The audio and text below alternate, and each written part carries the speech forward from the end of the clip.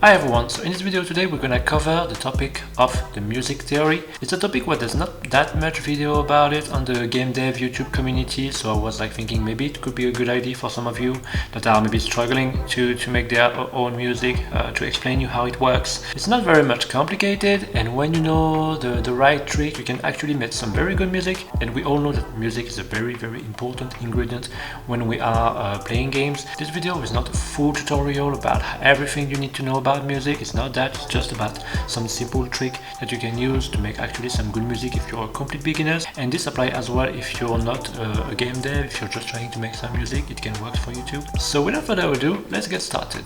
So first thing first, as you can see, I'm using an iPad and I'm using an application that is called GarageBand. That application is also on iPhone, so if you have one, you can definitely download it. It works the same, just the screen is a bit smaller. You're not forced to use that application at all. Me, I'm just using it because I have an iPad. It's a great tool for making creative things, whatever it's drawing, music, or those kind of stuff. So I'm gonna create the song. So I click on the plus icon here. And now I can pick my all the instruments that I have. So I'm gonna go for a keyboard, simple keyboard. So first thing first, I'm gonna show you how you can make a simple music that works well. If you leave one key in between two other keys that you're using, you're making basically a chord. So for example, and that chord you can use it for making some music, some melody.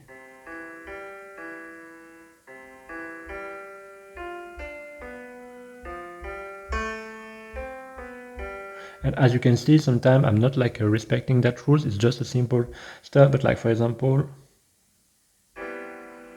see you have a chord, it sounds nice, it's quite good, I like it.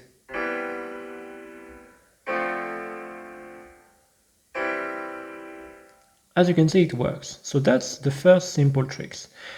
One of the things you want to do is like sometimes you want to have game where you have a sort of a joyful music, and for doing a joyful music, what you can do is actually just play on the black keys, and it will give a sort of like music that is quite jolly, you know. So like for example,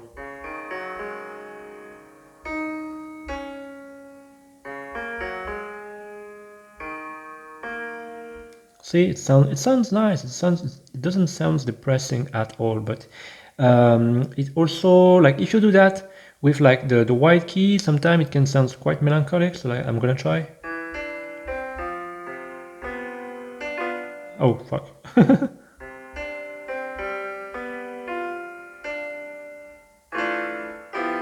See, it's quite melancholic, so it's not that nice. But sometimes you want like a sort of a melancholic sort of mood. So in this case, it works fine.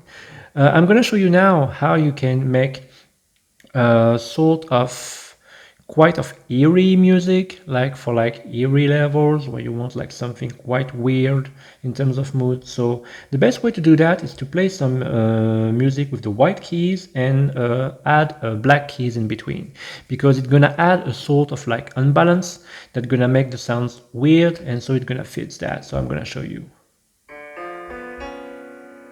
See, like if I was doing that, it's different, but if I do that,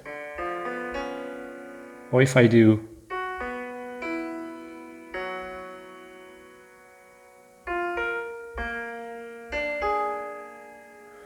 it's quite weird. So that's some of the first things that you need to understand about this. So now that you know those little basic, how to make a joyful music, how to make a sort of chords, how to make like a sad music, how to make an eerie music, you can after that translate it into another tones. So like it's called an octave. You can see here we have C2, C3, C4. This is called an octave. So basically it's the same note but just with a one tone up, if that makes sense. So you can do that, and you can go for like another one. So like I'm gonna go on the big keyboard here, and so like you can go on higher note and it's gonna give something else. So like for example,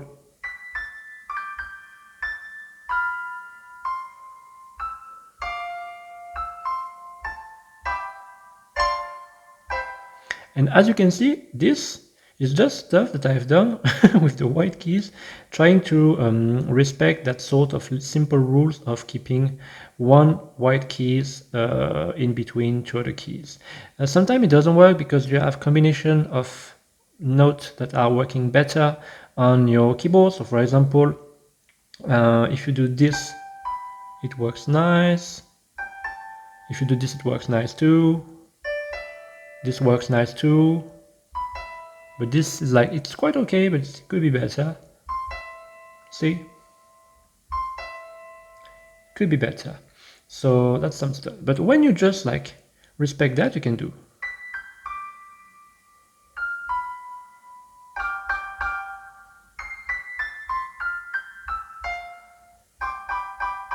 So this is for the piano part, obviously, but now I'm going to show you something else.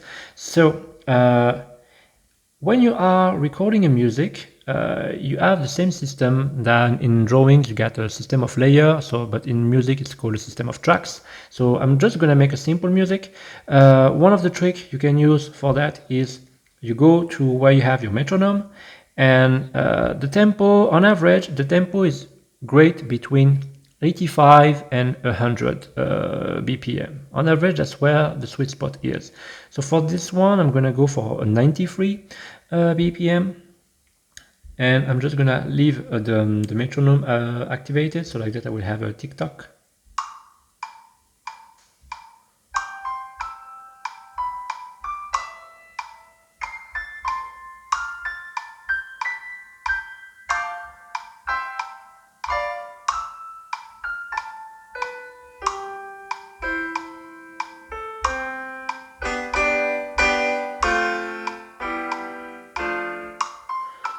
So now I have a sort of little melody that has been created, and I can create another track. So I'm gonna create a drums, and I'm gonna go for like something, I'm gonna go for an electronic drums, and I'm gonna make something like, I think I'm gonna take maybe the toy box. Let's see.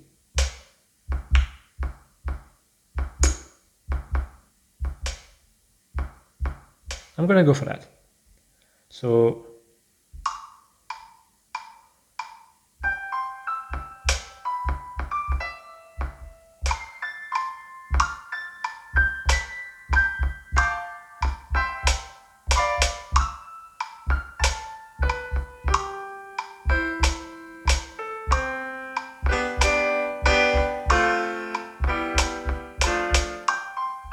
okay, and now I'm gonna show you a last trick before I move to the synthesizer, and that trick gonna be a very useful one for all of you.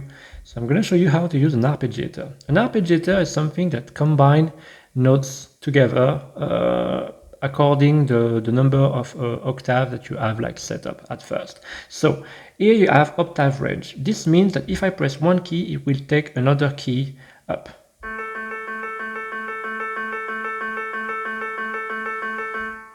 So here, listen very carefully.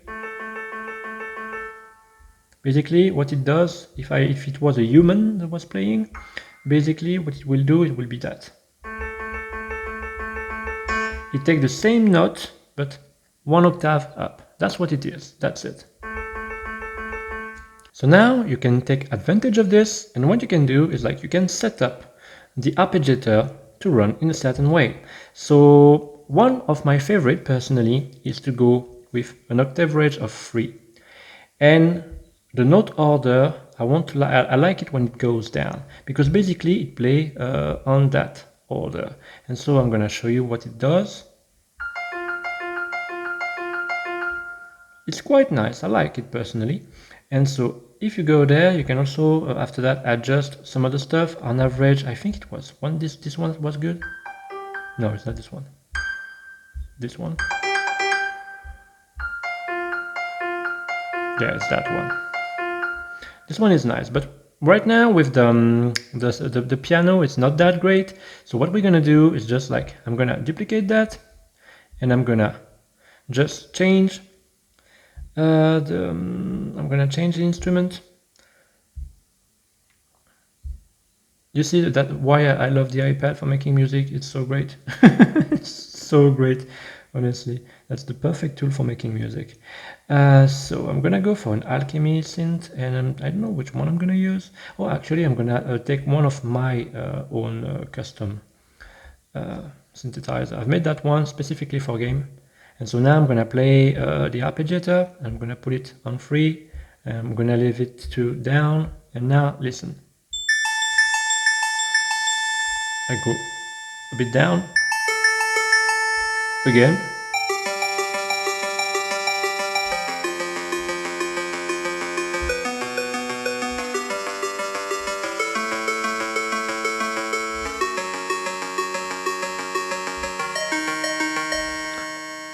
Here you have a music.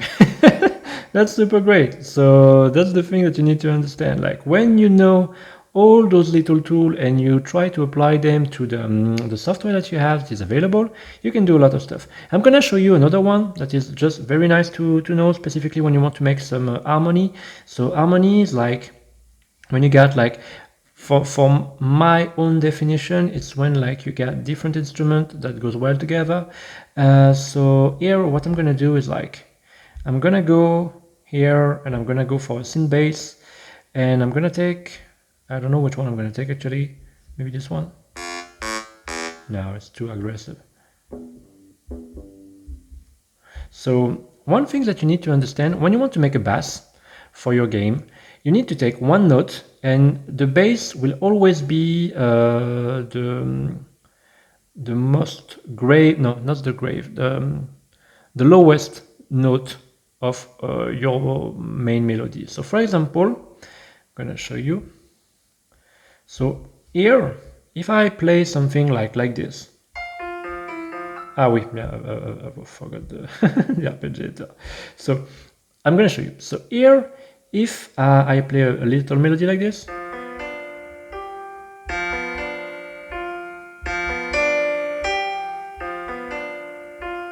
the note that I will have to play on the bass will be this one. It's not like a complete rules, but it's something, if you're beginners, it's very useful to know because it gives you a sort of like way to start up stuff, and then after that you can play around. But that's how I've found out how to actually make some quite good music. And if you apply that to that music, we're gonna start now. You can go, so let's say I'm gonna go back on my main track. I turn it down, I'm gonna duplicate it. I'm just gonna make a little music like that, find just a little melody.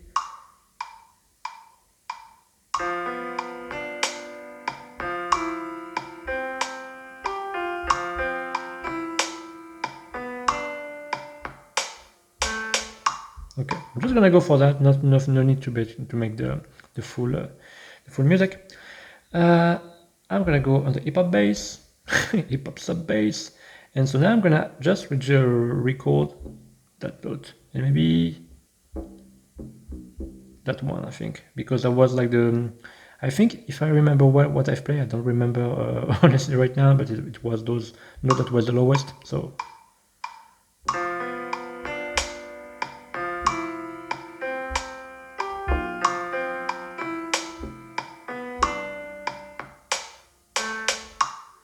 and that works well. Maybe the bass is not the best, but maybe with this one it would be better, but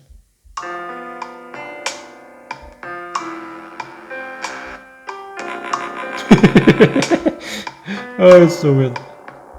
But you get the idea. This is very important. That's a very important stuff. I've learned that when I was playing bass in a punk rock group, and so there was like a very, very good way to tune myself with the guitarist. That was super good.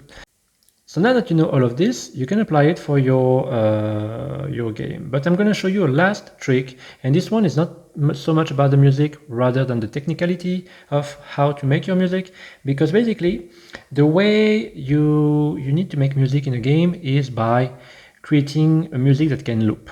Okay, and for me, the best things I found so far for my game is to go for something like 32 bars. So like, hold on, something like that. So you get 32, I don't know how to say that, 32 bars, I don't know the name in English, I'm sorry. And so basically what you do is like, you take each 8 segment for like a sort of specific thing. Like for example, you can have first an opening with the first 8 bars with like the main instrument that plays, and then you can have the battery that can come and stuff, and then you can have the bass, and then you can have another instrument, and like this you can play with that when you're like making the game, and you can cut it in a way that loops in an harmonic way, if that makes sense. And that's sort of the last trick. So that's it for me. I hope this video has been helpful for you. If it's the case, don't hesitate to give a thumbs up and subscribe to that channel and share it to the game dev that you think can be in need of having some music theory for making their own games. Don't hesitate to tell me in the comment section if you want to see more of those videos. I'm gonna go soon back to the tutorials.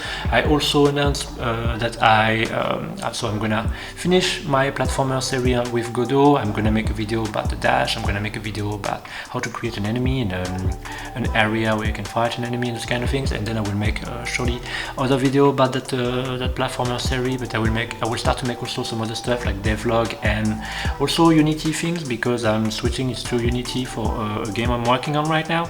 So anyways, full of information. I want to thank you for watching, and I will see you next time. Bye.